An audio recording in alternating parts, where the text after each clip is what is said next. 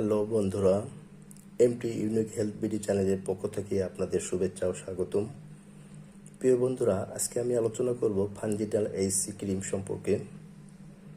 আজকে আমরা জানব ফানজিডাল এইচসি ক্রিমের নির্দেশনা, মাত্রা, প্রয়োগবিধি এবং পার্শ্ব প্রতিক্রিয়া সম্পর্কে। আপনি যদি আমার চ্যানেলে নতুন হয়ে থাকেন তাহলে সাবস্ক্রাইব করুন এবং পাশের বেল আইকনটি বাজিয়ে দিন। আর যদি সাবস্ক্রাইব করে থাকেন তাহলে অসংখ্য ধন্যবাদ। ফানজিডাল এইচসি ক্রিম, যার প্রস্তুতকারক company square pharmaceuticals limited, generic name miconazole nitrate ও হাইড্রোকর্টিসন এর সমন্বয়ে এটি গঠিত। এখন জানব ফানজিডাল এইচসি ক্রিমের নির্দেশনা সম্পর্কে বা কী কী রোগে এটি ব্যবহার করা হয়ে থাকে। ফানজিডাল এইচসি ক্রিম মূলত প্রদাহজনিত ত্বকের রোগে, যেখানে সংবেদনশীল জীবাণু সংক্রমণ ও প্রদাহ যুগ্মভাবে অবস্থান করে, যেমন ইন্টারট্রিগো এবং সংক্রমিত একজিমা, বাহ্যিক চিকিৎসায় ব্যবহার্য।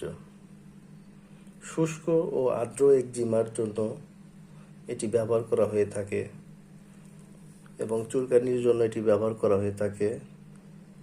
Contact allergy eczema, seborrhoeic eczema সহ ব্রণ জাতীয় চর্মরোগে এটি ব্যবহার করা হয়ে থাকে এবং প্রদাহজনিত ত্বকের ক্ষত সারাতেও এই ফানজিডাল এইচসি ক্রিম ব্যবহার করা হয়ে থাকে। ফানজিডাল এইচসি ক্রিমের অ্যান্টিব্যাকটেরিয়াল এবং অ্যান্টিফাঙ্গাল উপাদান রয়েছে, যা স্ট্রেপ্টোকক্কাস এবং স্ট্যাফাইলোকক্কাস সহ গ্রাম পজিটিভ ব্যাকটেরিয়ার বিরুদ্ধে খুবই কার্যকরী এবং এটিতে ছত্রাক বিরোধী উপাদান রয়েছে।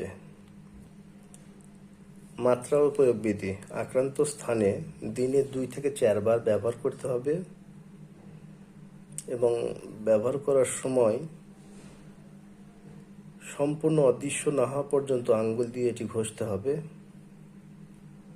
এবং এটি 1 অথবা 2 সপ্তাহ পর্যন্ত ব্যবহার করতে হবে।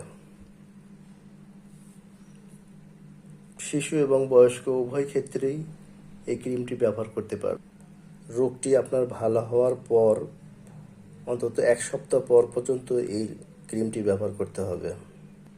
প্রতি নির্দেশনা: এই ক্রিমটির যে কোনো উপাদানের প্রতি সংবেদনশীল রোগীদের ক্ষেত্রে এটি ব্যবহার করা উচিত নয়। পার্শ্ব প্রতিক্রিয়া: দীর্ঘদিন ব্যবহারে অ্যাড্রেনাল গ্রন্থি হতে স্বাভাবিক হরমোন নিঃসরণ কমিয়ে দিতে পারে। গর্ভাবস্থা এবং স্তন্যদানকালে এটার ব্যবহার: গর্ভবতী মহিলাদের ক্ষেত্রে কর্টিকোস্টেরয়েড প্রয়োগের কারণে ভ্রূণের বিকাশের অস্বাভাবিক সৃষ্টি করতে পারে। ট্রপিক্যাল স্টেরয়েডগুলি গর্ভাবস্থায় ব্যাপকভাবে ব্যবহার করা উচিত নয়, তাই এই ক্রিমটি গর্ভাবস্থায় ব্যবহার করা কখনোই উচিত হবে না। প্রিয় বন্ধুরা, আমার ভিডিওটি যদি ভালো লেগে থাকে তাহলে লাইক, কমেন্ট, শেয়ার করুন এবং এই ভিডিও সম্পর্কে আরও কিছু জানার থাকলে কমেন্ট বক্সে জানিয়ে দিন।